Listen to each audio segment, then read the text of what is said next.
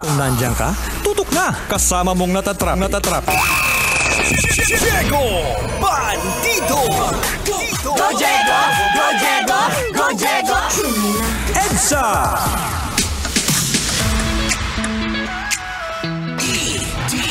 EDSA! EDSA!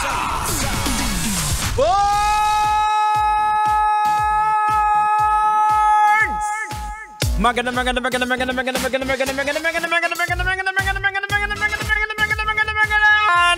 gabi sa inyong lahat!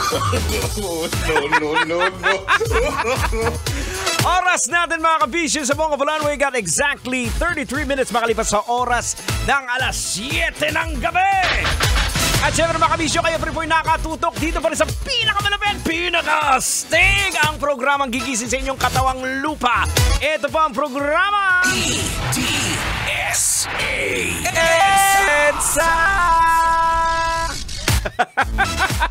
Alright mga kabisyo, sana naman ikaw ay okay na okay. Ikaw naman ay alam ko medyo pagod galing sa work kasi natambakan ka ng trabaho. Relax ka lang. Sabihin mo kay Manong Driver, Manong Driver, can you pump up the volume? Pump up the volume, dance. Pump up the volume, dance.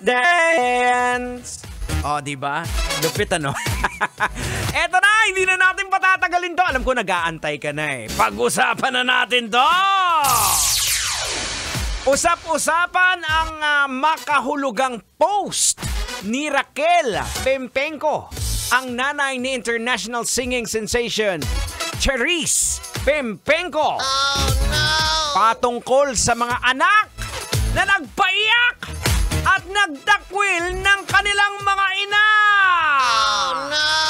Ayon sa Facebook post ni Mami Raquel, wala raw patutunguhan sa buhay ang isang anak na pinaluha at ipinalayo sa buhay ang kanilang ina. Kahit gaano pa raw ang narating na tagumpay sa buhay, gate pa ni Mami Raquel, napapalitan daw ang asawa at kasintahan, subalit ang magulang daw ay iisa lamang. Iginiit pa ni Raquel ang 10 utos ng Diyos na paggalang sa mga magulang. Alright mga kabisyo, hindi na natin patatagalin to, tanga. Pag-usapan at logika na natin to. Ano pang hinihintay mo, kalbo? Pasko? Logikan mo na yan. Logika na yan. Alright mga kabisyo, logika na yan. Anong leksyon ang ating mapupulot? Anong aral ang ating madudukot? EDSA! Boards! Kailangan pa bang i-memorize yan? Basic. Trending pa rin kasi ngayon ng usaping magulang. At alam naman natin, medyo nag-spark po ito matapos sa eksena ng mga Yulo family. Ang relasyon po ni Carlos Yulo sa ina niya. At ito naman po, nagparamdam ang nanay ni Charisse Pempenco. Well, ito po, real talk po mga kabisyo. Ang mga magulang po, mga tatay o nanay man yan, hindi po yan sila perpekto. Nagkakamali po yan sila. Bakit? Dahil siyempre, ang rason kung minsan nagkakamali, dahil tao lang tayo. Pero tingnan po natin kung ano bang kagustuhan nila kung bakit sila nagkakamali. Ang kagustuhan lang po nila, mapaayos yung buhay ng anak nila. Hindi ko sinasabi na tama yung pamamaraan nila. Minsan kasi sablay naman din talaga eh. Diba? Pero tingnan pa rin po natin ano ba yung intensyon. Ang intensyon is para sa kabutihan ng anak, para sa kabutihan ng buong pamilya.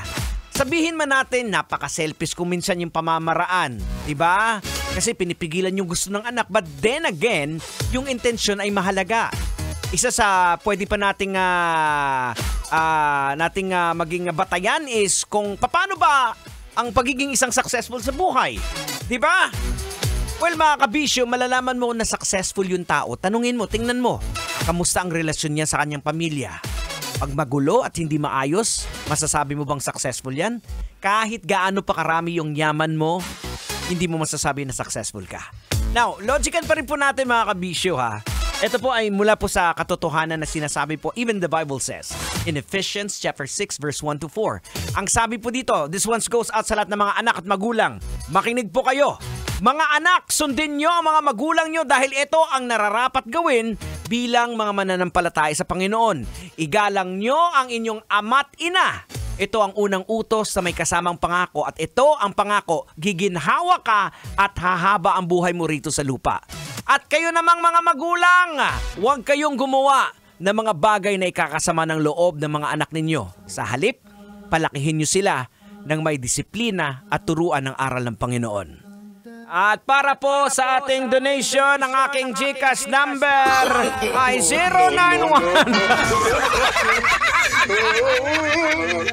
Kailangan pa bang i-memorize yan? Love Radio Basic!